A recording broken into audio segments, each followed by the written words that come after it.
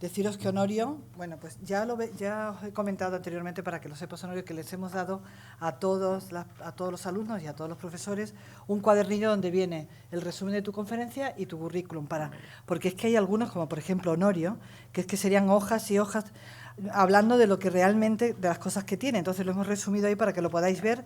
Deciros que yo fui de las personas, cuando empecé en este mundo, que tuve el honor de conocer desde cuando éramos jovencísimos, Honorio, súper jóvenes. Yo creo que te conocí en el Ministerio de Industria, dando unas clases de artesanía, porque claro, en Latinoamérica, que en eso siempre ha estado muy sensibilizado con este tipo de manifestaciones, para ellos sus artesanías ya eran muy importantes, ¿verdad? Y nosotros tuvimos la suerte que nos encargaban y hablábamos, yo no sé de qué hablabas tú, pero yo hablaba de los fiestas. Tejidos, tú de fiestas, y yo de tejidos y de mil cosas de estas, de artesanías. Yo creo que fue en el año 80, a principios de los 80, o sea que imaginaos. Bueno, y Honorio, sabéis que es catedrático de la UNED, es una persona, una referencia para estudiantes, para administraciones, para incluso nuestros informes de UNESCO, es decir, para mil cosas, y le damos las gracias por estar siempre siendo tan constructivo con las administraciones y tan deseando ayudar, etcétera. O sea, muchísimas gracias, Honorio, y bueno, pues nada, tienes la palabra y ahí tienen todo tu currículum. Muchas gracias, María Pía.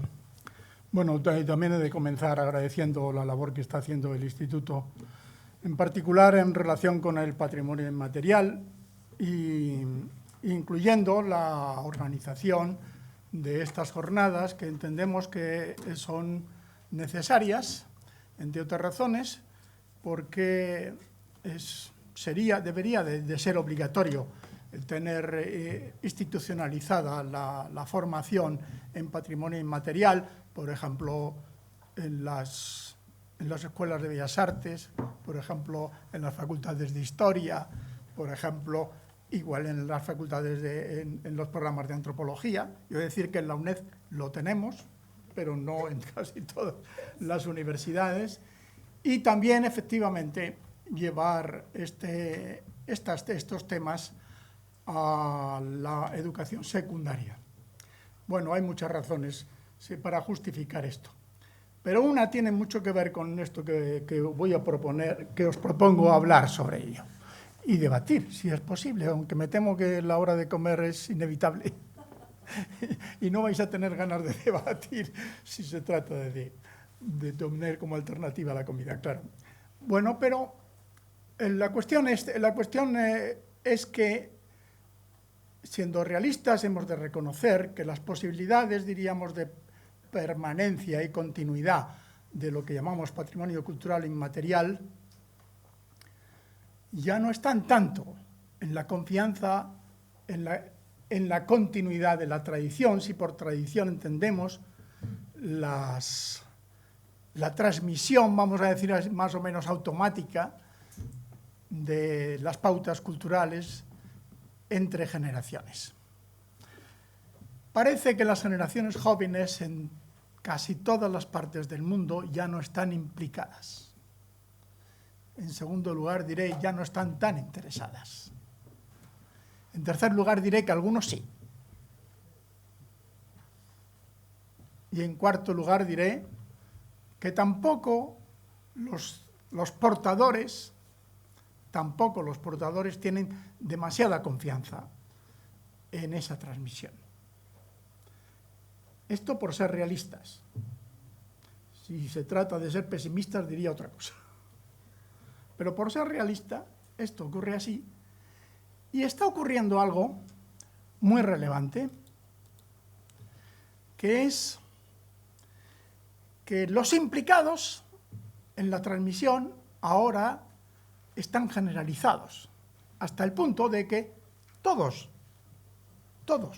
también los jóvenes, pero los mayores, igualmente, todos podemos ser receptores de esa tradición. Antes dijéramos que los vínculos intergeneracionales, formaban esta especie de cuerda de nudos que sirve de metáfora para expresar la tradición. Pero ahora ya, más bien parece que ha habido una llamada generalizada a la ciudadanía a involucrarse en la transmisión. Este planteamiento, que incluso está abordado en los convenios internacionales, en la Convención Internacional, este planteamiento debéis de tenerlo muy presente. Aunque la figura ideal de tradición que sigue siendo presentada es la otra, es la de las sociedades llamadas tradicionales, es decir, las que están organizadas sobre los vínculos del parentesco. En nuestra sociedad actual, vamos a decirlo así, moderna, urbanizada, no. En la España vaciada, tampoco. Uno de los asuntos que aún no hemos tratado y que resulta bien relevante es eso, decía, no solo es que los jóvenes ya no están tan implicados, es que ya no hay portadores. En muchas poblaciones ya no hay transmisores. Emigraron, se fueron, murieron. Y sin embargo, es verdad, estamos todos implicados. Esto es el punto de partida, porque dijéramos que este concepto de patrimonio ha venido, en buena manera, a sustituir como término y también como enfoque conceptual a lo que significaba antes tradición, a lo que representaba antes la tradición. Y esto, entre otras razones, ha ocurrido por un enorme impulso institucional, que las instituciones internacionales y también las nacionales, incluido este instituto, pues lo que estas instituciones están haciendo precisamente es contribuir a sensibilizar a la ciudadanía en la necesidad de mantener, de conservar, de proteger y de transmitir el patrimonio cultural, también el patrimonio inmaterial. Y esto es algo que ha sobrevenido en la modernidad. Me gusta decir que la modernidad es a la vez, diríamos, el gran ambiente y el gran proceso de destrucción del patrimonio cultural y también el ambiente social en el que ha ido creciendo una sensibilidad para protegerlo. No es que antes no hubiera esa sensibilidad, no al nivel de la ciudadanía, sí al nivel, dijéramos, de singularidades, pero no para toda, implicando a toda la ciudadanía.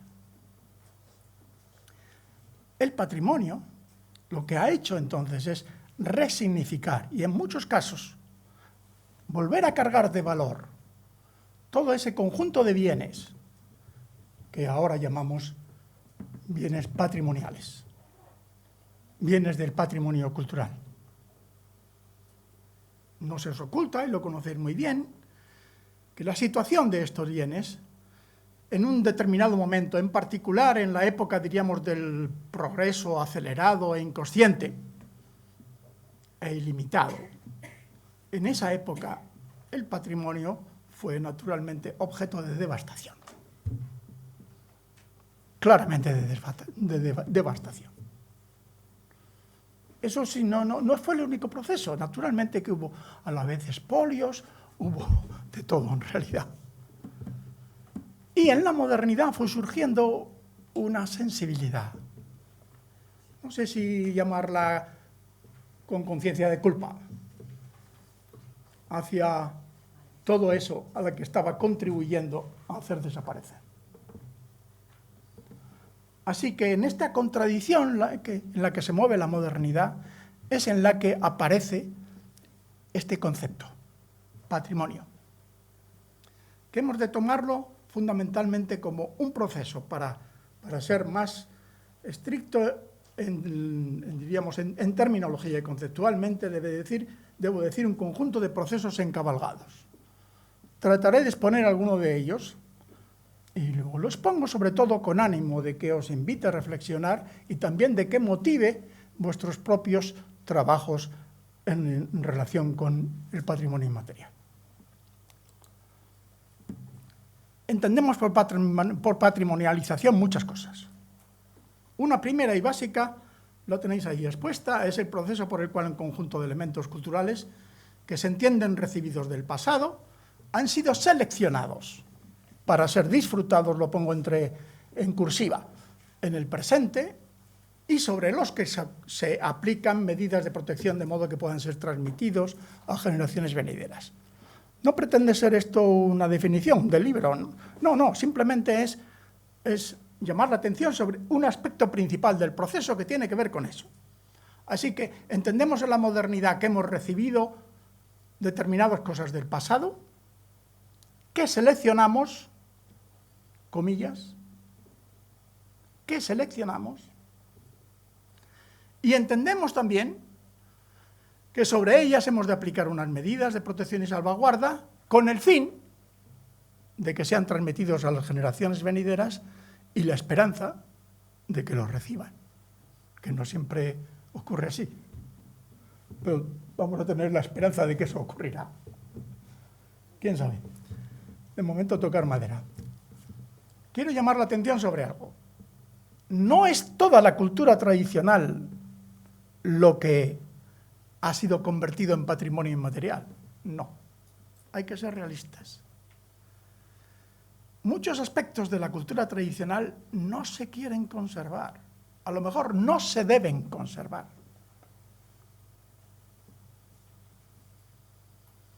Y aún estamos precisamente dando vueltas precisamente sobre esto.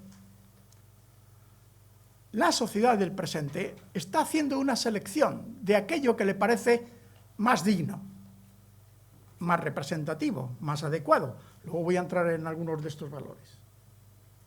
Pero en todo caso, no es toda la cultura tradicional, ni los estados tendrían capacidad de poder conservar tanto. A veces da la impresión de que la fábrica de patrimonio es infinita. No veáis cómo crecen los elementos que se guardan en los museos. ¿Qué van a hacer los museos con tanta cosa? Por un lado tenemos este aspecto de la selección y por otro lado nos parece que el número de elementos patrimonializables es infinito. Pero es así. Ahora conviene tener en cuenta este primer aspecto que subrayo. Sobre el otro es una cuestión debatida y larga para reflexionar sobre ella. Pero sobre el aspecto de la selección, no siempre estamos conservando aquello que nuestras generaciones pasadas, que nuestros progenitores hubieran deseado que conserváramos. No. Estamos conservando lo que en tiempos presentes consideramos que es digno, adecuado y aceptable. En el patrimonio material, naturalmente, esto es muy claro. Las ruinas que tenemos son las ruinas que hay. No aquellos aspectos de esa cultura que se hubieran querido conservar. Los procesos históricos están sometidos a azares múltiples. Lo que queda del pasado es un milagro. A veces es una suerte. Y depende de muchas cosas. Pero hay una adecuación muy clara en esto que os digo. Esta generación nuestra, actual, está seleccionando elementos del pasado que tal vez los progenitores no hubieran seleccionado si ellos hubieran tenido capacidad, dijéramos, de haber elegido qué cosas tenéis que conservar. Y a lo mejor las generaciones que vengan detrás de nosotros harán lo mismo. A lo mejor. De hecho, los pueblos, entre el conjunto, dijéramos, de sus manifestaciones inmateriales que tienen, por ejemplo, de las fiestas, pues se observa claramente, si tenéis la oportunidad de comparar en periodos de tiempo diferentes, que el sistema de fiestas en los años 50 es muy distinto del sistema de fiestas actual. Muchas cosas se perdieron, algunas otras se recuperaron, se revitalizaron y algunas otras son nuevas. A lo mejor ha sido siempre así, ojo. Pero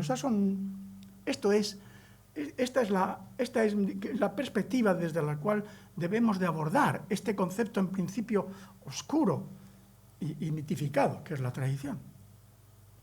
Ojalá tuviéramos documentos históricos suficientes para fundamentar estas cosas. Ojalá.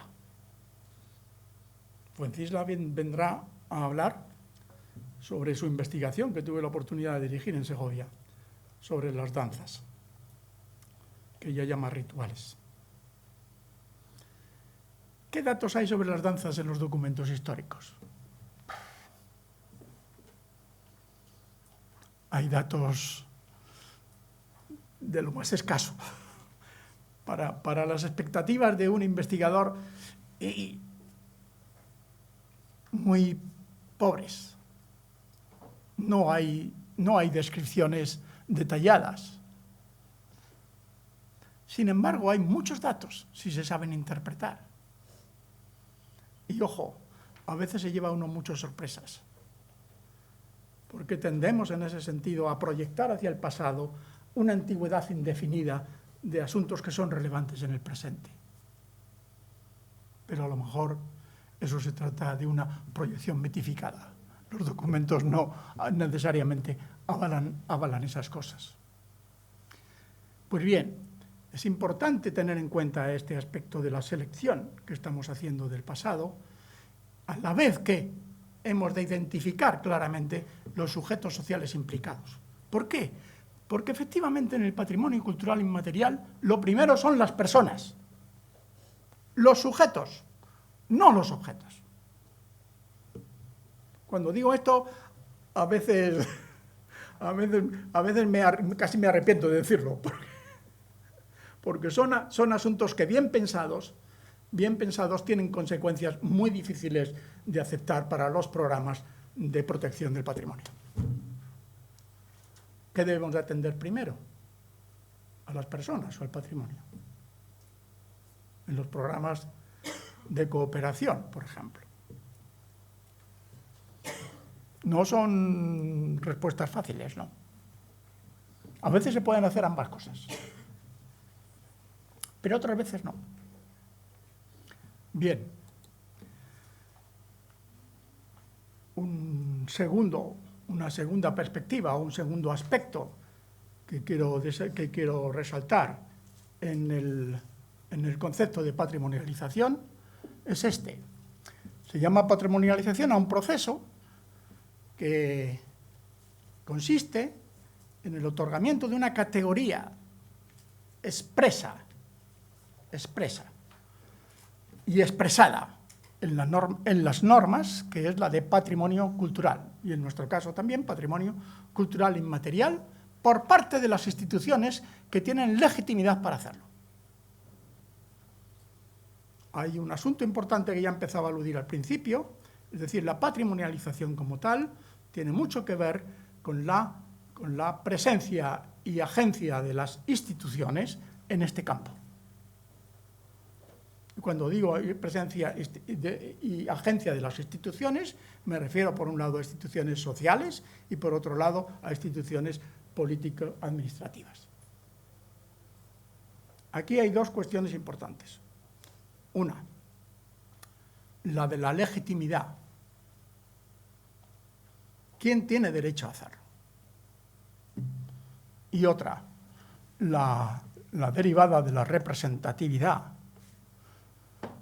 que en realidad está aludiendo propiamente, claro, al sujeto social, es al que se refiere, que luego diré al que le pertenece. El sujeto social a veces está claramente definido como la sociedad, o bien los pueblos, las etnias, las comunidades. Pero importa bien tener muy en cuenta estos sujetos sociales. Y antes María Pía estaba haciendo alusión precisamente a algo relevante a propósito de la equidad. Además, por otra parte, no necesariamente las comunidades y las sociedades son homogéneas, sino que hay de todo. Y no parece realista ni parece justificado. Diríamos, homogeneizarlas, pensando que la imagen que de ellas traduce un bien patrimonial determinado, esa imagen es única, uniforme y homogénea. No. Los símbolos tienen unas propiedades, decimos los antropólogos, que permiten que incluso personas que no se entienden entre sí coincidan en la veneración al mismo símbolo. A veces se trata de una veneración de un culto, u otras veces propiamente es más bien un culto laico. Algo de religiosidad civil hay en ello. Y algo de concepción de sagrados hay en el patrimonio. Esto es claro y sobre ello han abundado muchos autores. Bien, esta categoría, cuando es concedida, lo es porque ese bien ha sido identificado, catalogado, como decía antes María Pía, catalogado, y va a ser o es sometido a medidas. Dijéramos que es una especie de etiqueta, y que esta etiqueta tiene valor de eficacia administrativa, porque es, entre otras cosas, objeto de aplicación de las medidas de protección. Entra en los inventarios, en los catálogos, en todas estas cosas. Entra en ellas. Pero fundamentalmente tiene esto. Tiene una especie, diríamos, de realidad administrativa. Eso quiere decir que hay mucho no sé, tal vez no tanto, pero que para muchos pueblos, efectivamente, los estados pueden no haber hecho aún el catálogo y ese patrimonio puede aún no tener la condición o la categoría de patrimonio como tal. Y este hecho es muy significativo para ellos porque les convierte precisamente en invisibles y porque no se les puede aplicar las medidas de protección. Esto también es muy relevante. Y esto lo ha llevado precisamente el concepto y el término de patrimonialización. No es que las gentes no le concedan la relevancia que tienen, a veces esa relevancia no es expresada y no es claramente manifiesta, no, sino que tiene consecuencias legales y administrativas el otorgamiento de la categoría. Hay otras cosas aquí que están también pendientes sobre ello y bueno, son objeto y deben de ser objeto de reflexión. Tienen mucho que ver con los conflictos de legitimidad que hablaba antes, al que me refería antes y al que ahora voy a aludir un poco más claramente. Un tercer aspecto, o tercer proceso encabalgado en esto de la patrimonialización es la apropiación. Yo a veces me he preguntado, ¿y por qué llamamos a esto patrimonio? Si antes en la terminología legal la palabra patrimonio tenía un significado muy claro y muy inequívoco. Y se refería, pues eso, pues a la pasta.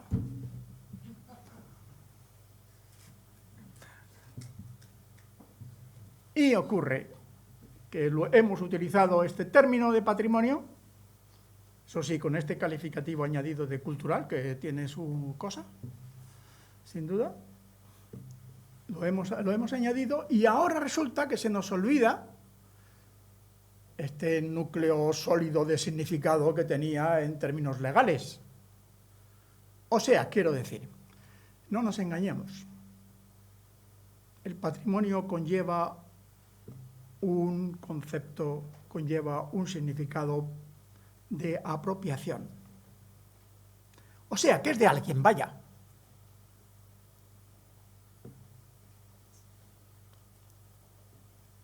Y que es patrimonio, iba a decir porque es de alguien.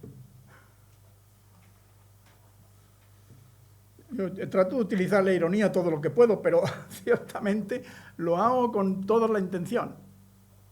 Lo hago con toda la intención. Hay muchas maneras de mostrar esto. Tenemos una manera relativamente idealizada que tiene mucho que ver con la identidad. ciertamente tiene que ver con la identidad, pero si lo pensáis bien, la identidad proyectada en el patrimonio lo apropia.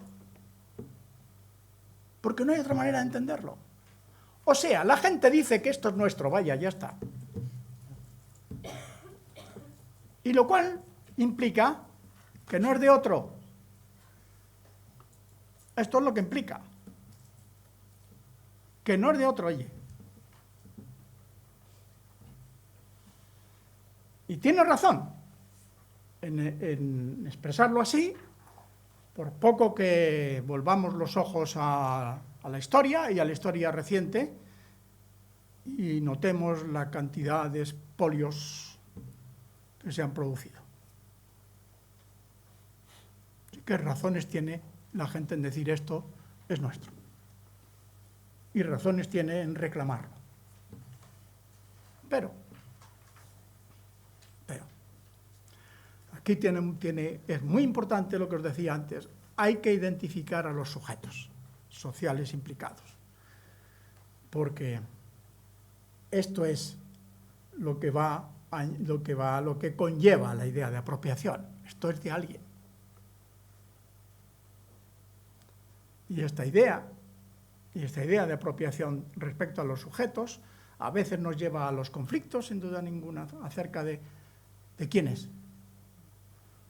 Pero también nos lleva por un camino que las convenciones internacionales nos han presentado hace tiempo ya, y que en cierto modo, dijéramos, es una de las grandes aportaciones de la legislación internacional, el patrimonio inmaterial. El patrimonio inmaterial es de todos. De todos. Y el caso es que ambas cosas se dan a la vez.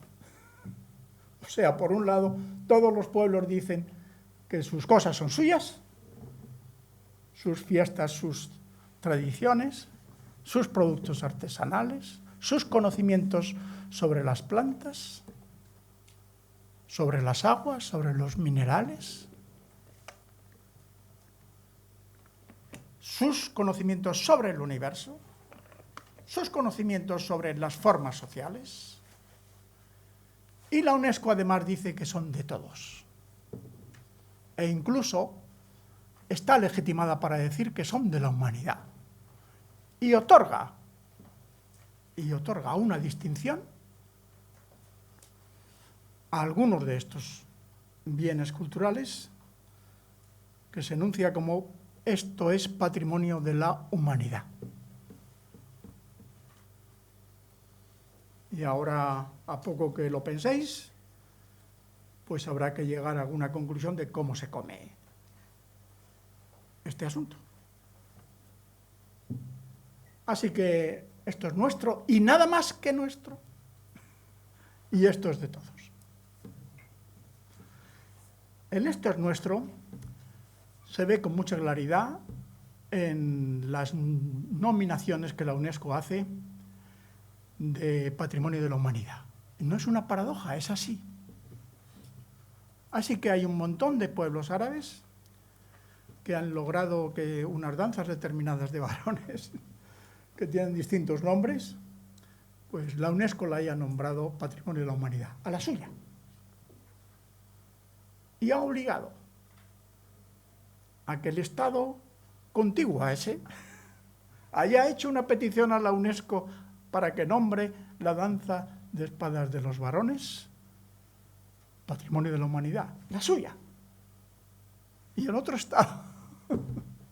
Así, a la UNESCO le encantan que haya denominaciones que son plurinacionales, pero a la vez ha potenciado la competencia entre los Estados para que nominen determinados bienes suyos, de los pueblos, suyos de los pueblos. Y así, la pasta italiana, la cerveza, el café y lo que está por llegar. Porque por ese camino puede ser interminable.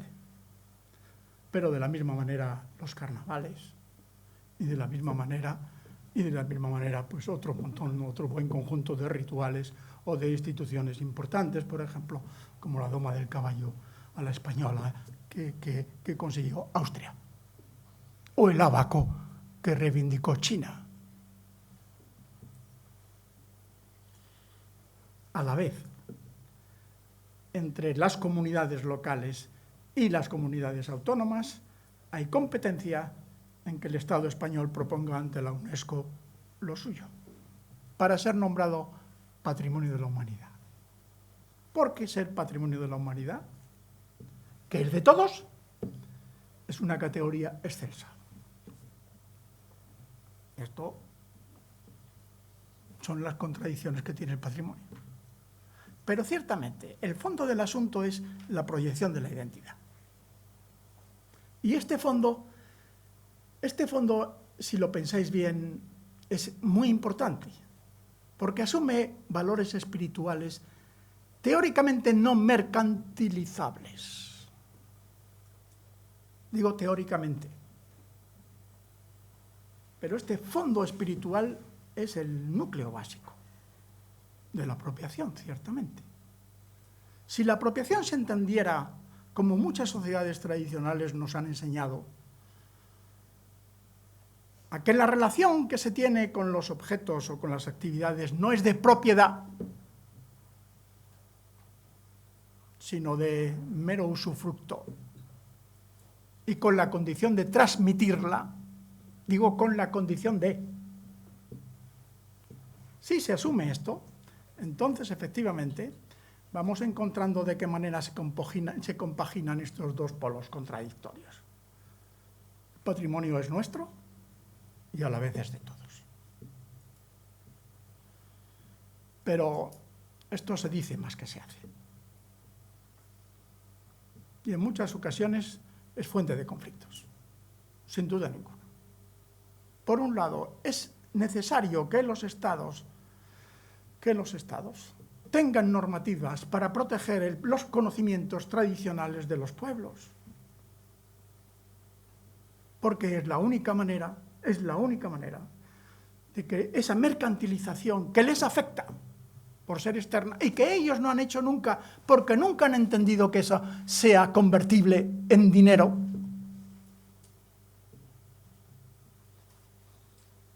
es la única manera de defenderse. En este mundo y en esta sociedad de mercado que somos. Y esto, a la vez, está en el núcleo de buena parte de los bienes inmateriales que se convierten en mercancías de ocio y consumo turístico. Por un lado, los pueblos tienen derecho a reclamar la propiedad intelectual sobre eso. Y por otro lado, todos tenemos derecho a disfrutar de ello. Todos. Aquí hay este concepto idealizado que la UNESCO propone de humanidad implicada. Este concepto idealizado es sin duda muy importante, porque está justificando precisamente que las instituciones internacionales intervengan en los países concretos para proteger determinados elementos. Está justificando precisamente eso. Si mantuviera un respeto a ultranza a las normativas nacionales, no podría hacerlo. Si no hubiera generado esta concepción, yo no soy jurista ni lo quiero ser. Quiero decir con ello que únicamente me limito a reflexionar sobre estos aspectos y las implicaciones que tienen. Son muy relevantes. A mí me fascina, sin duda, esta especie de ideología de la humanidad que transmite la noción de patrimonio cultural de la UNESCO. Y me gusta pensar que somos todos miembros de la humanidad implicados en considerarlo nuestro. Sin duda. Y tiene mucho que ver con eso que os decía al principio. Ahora que las sociedades tradicionales no son capaces de garantizar la continuidad de la tradición, Es posible que si todos estamos implicados en proteger lo nuestro, logremos mantenerlo. Pero mientras tanto, las apropiaciones están ahí y son sólidas. Y las reclamaciones además han de hacerse, aunque solo sea por motivos de defensa. Pero muchas veces también es por intereses, voy a decir legítimos, en el desarrollo, en particular en el desarrollo local, en el desarrollo de poblaciones cuyos recursos son limitados y que han entendido que esos son sus recursos para vivir. La condición es que conviertan el bien inmaterial en mercancía turística. Y el dilema que tenemos es ese. ¿Qué coste tiene mantener la tradición? Hay una pregunta que ha dado vueltas a toda la teoría del patrimonio, que es ¿a quién pertenece el pasado? Pues bien, hay otra pregunta, es ¿qué coste tiene mantener la tradición?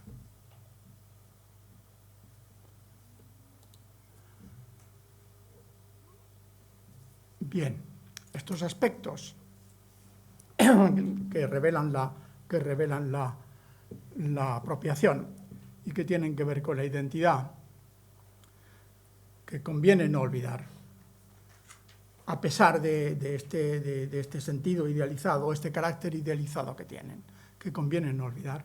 También es importante que los abordemos teniendo en cuenta que las sociedades humanas no están inmóviles en el tiempo, son cambiantes.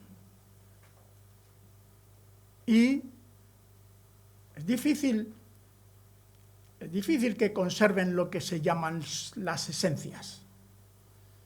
Por un lado, al menos desde el punto de vista, diríamos, de la investigación antropológica, resulta muy difícil determinar qué es la esencia de un pueblo. A algunos pueblos les gusta llamar la atención, hacerse visibles con una imagen determinada. Dijéramos un bien inmaterial, pongamos un ballet, como el ballet de Camboya. ¿Sabéis la historia de este? Pues es como es. Es eso que os decía, seleccionamos en el pasado. Es lo que decía, seleccionamos. Pues bien, el ballet real de Camboya era un privilegio de los reyes. Mantenían a las danzarinas en palacios, recluidas, para conservar la pureza de la tradición.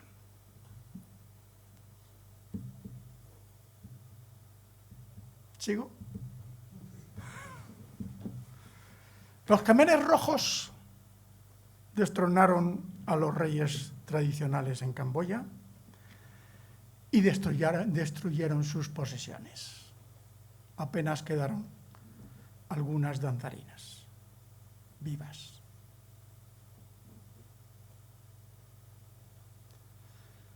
Cuando los Khmeres rojos fueron vencidos, entre otros también por ejércitos de aliados occidentales con indígenas propios,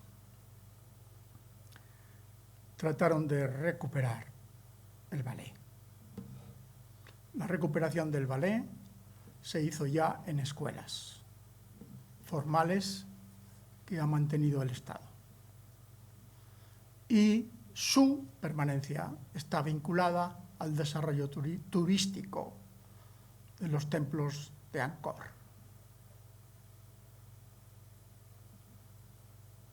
Pregunta primera. ¿Dónde está la esencia del ballet real? Cuando uno contempla la sutileza, la habilidad de las danzas del ballet real de Camboya, ciertamente quedas fascinado. Y yo no estoy en Camboya. Yo he visto un festival en el que había unas danzas del ballet real. pero ciertamente es fascinante. Y es una representación del Ramayana. O sea que por muchas razones es fascinante.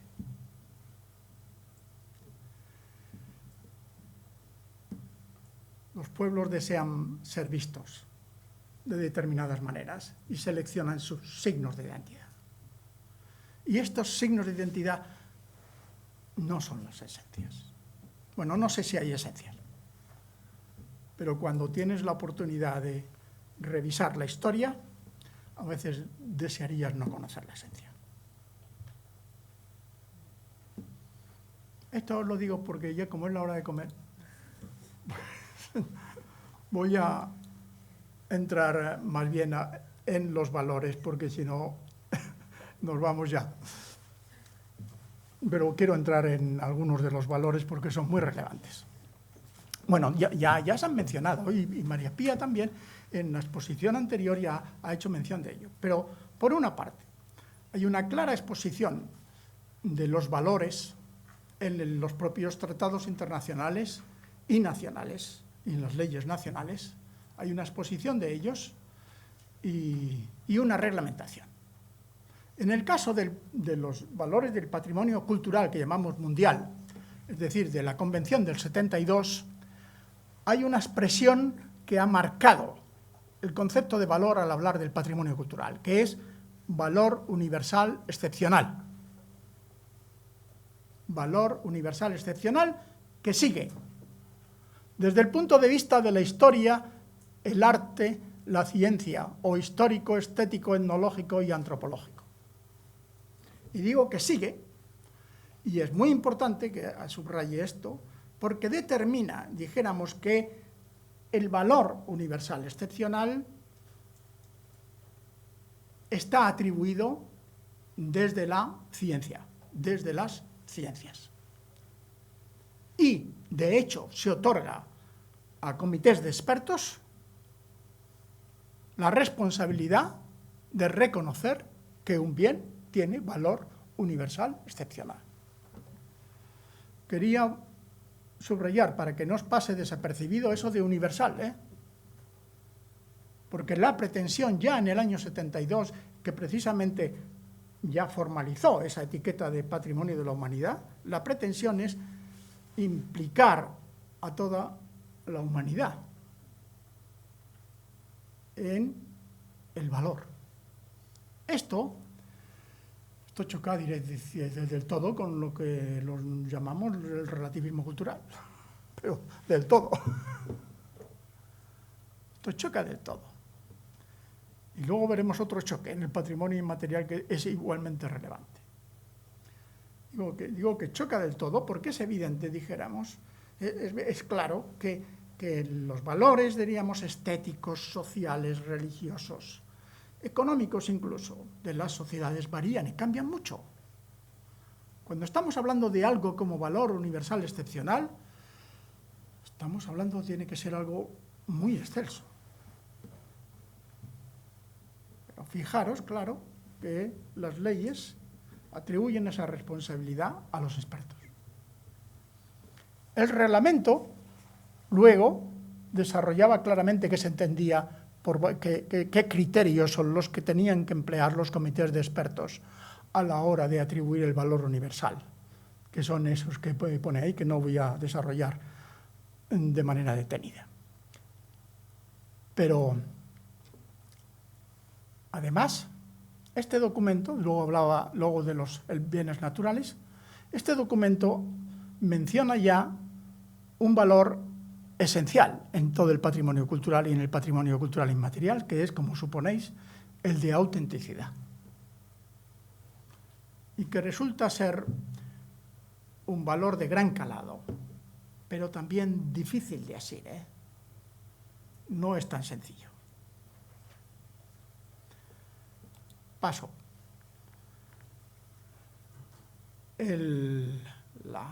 La normativa internacional que la UNESCO puso en marcha a finales del siglo XX y luego a comienzos del siglo XXI sobre el patrimonio inmaterial, primero la denominó obra maestra del patrimonio oral e inmaterial.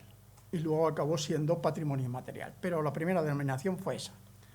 Para hacer, dijéramos, un elenco, un listado de obras excelsas. Y emplea la misma terminología, valor universal de obra maestra, del genio. Y luego se refiere a que tenga gran arraigo, a que sea un medio de afirmación de la identidad y este tipo de cosas. Pero ahí está el valor excepcional de obra maestra. Otra vez el concepto es excepcional. Cuando se logra por fin aprobar la Convención del Patrimonio Inmaterial, hay un cambio en la formulación de los valores muy significativo. Por un lado, ya no se habla de valor universal excepcional, ya no se otorga a los comités de expertos, estrictamente hablando, la responsabilidad de atribuir ese valor, sino que se habla de representatividad. Y antes aludía María Pía también a ese asunto. Y los sujetos sociales implicados, que tienen la responsabilidad de reconocer la representatividad, son las comunidades. Por eso la UNESCO lo que pide cuando hay una solicitud de aprobación de patrimonio de la humanidad, de un elemento determinado de un Estado, les pide el consentimiento expresado documentalmente de las comunidades implicadas, y sin eso no lo otorga. Este es un punto muy diferente de que los comités de expertos den su placet a una obra determinada. Es muy distinto. Y el concepto de representatividad, que claramente entronca muy bien con el de identidad, claro, se ve claramente, no es eso de valor universal excepcional, ni mucho menos. Y la singularidad, por tanto, ya no es estrictamente un elemento, diríamos, característico indispensable. No. Pero pone limitaciones. Ha de ser compatible con los derechos humanos, el respeto entre las comunidades y el desarrollo sostenible. Y este punto, como sabéis, es igualmente muy relevante. Ya os decía que en las sociedades tradicionales, de las sociedades tradicionales no todo se conserva, ni todo posiblemente deba de ser conservado. Hoy día hay cuestiones muy graves presentadas en torno a la compatibilidad con los derechos humanos en relación con buena parte de las candidaturas para Patrimonio de la Humanidad. Hay una sensibilidad moderna, muy clara, hacia los derechos humanos. Hay un notable número de instituciones, y voy a decir instituciones en el sentido general de la palabra, voy a decir de actividades rituales o sociales consuetudinarias, cuya compatibilidad con los derechos humanos es muy dudosa, que la UNESCO no está dispuesta a reconocer. Y nosotros en España tenemos un buen problema con la tauromaquia, por decir uno solo. Ya hay muchos más, pero este es uno. Y esto tiene que ver, además, y no solo son los derechos humanos, sino también el desarrollo sostenible. Y este aspecto del desarrollo sostenible es un asunto que debiera de ser considerado de una manera mucho más precisa y detallada y rigurosa al hablar de enormes orgías de consumo, entre los cuales se cuentan los carnavales de algunos de los países que tienen reconocido el carnaval ese de Patrimonio de la Humanidad. Esta limitación de los valores es muy importante, sin duda ninguna. muy importante. Pero el valor de la autenticidad, y con esto termino porque tenemos que ir a comer, a pesar de que me estaría hasta las 4 por lo menos, pues quería hablaros de esto que es nuclear, la autenticidad. Por supuesto, este valor ha sido tratado para el patrimonio cultural mundial, es decir, lo que llamamos patrimonio cultural material, y fue el objeto de una de las convenciones, vamos a decir, de los protocolos propiamente, porque no tiene el rango de convención, que se realizó en Nara, que se formuló tras un debate en Nara en 1994, y tiene mucho que ver con los criterios que desarrollan los arquitectos, que han de desarrollar los arquitectos para la conservación y rehabilitación de monumentos, sin duda ninguna. El estudio que hizo el ICRAM, que es un instituto vinculado a la UNESCO de estudio para la conservación y restauración del patrimonio cultural, el documento registraba la autenticidad en los siguientes puntos: autenticidad de diseño, de materiales, de arquitectura y de entorno, y vinculada a valores culturales, a valores económicos y sociales, entre los cuales estaban esos que ahí noto, el de la generación de recursos funcionales, educativos, sociales y políticos. Vamos a ver. Tratamos, por un lado, de hacer un análisis del patrimonio inmaterial, ya lo estáis viendo, de una manera holística, es decir, tratando de ver todas sus dimensiones. A la hora de analizar un recurso o un bien cultural determinado, hay que tener en cuenta todos estos aspectos. Aspectos también económicos, es decir, repercusiones económicas que va a tener para la sociedad, para los pueblos, pero también políticos. Y eso que he dicho antes de la apropiación, a veces tiene mucho que ver con los intereses políticos en relación con la conservación y la visibilidad de un pueblo a través de un determinado bien inmaterial, sin duda. Este conjunto de intereses está, iba a decir, cercando este valor básico que es la autenticidad. La mercantilización, la espectacularización que estabas diciendo, incluso la profesionalización, es decir, la conversión de los actores tradicionales, que se supone espontáneos, en actores profesionales que representan, en este sentido teatral de la palabra, ¿no? En ese sentido teatral. Es decir, la autenticidad está cercana en el patrimonio cultural. En el caso del patrimonio inmaterial está completamente cercada. En el caso del patrimonio material supongo que también, porque hay muchas cosas, pero en este caso es un cerco total. El cerco total es que parece que todo está contribuyendo a que el coste real de mantener el patrimonio inmaterial en la modernidad es que pierde autenticidad. Si esta es la conclusión que sacáis de mi charla, lo siento mucho, pero es esa. Recordar que a mí me gusta la ironía, pero conviene pensarlo, ¿eh? Resulta milagroso mantener la autenticidad en el patrimonio inmaterial en la sociedad moderna.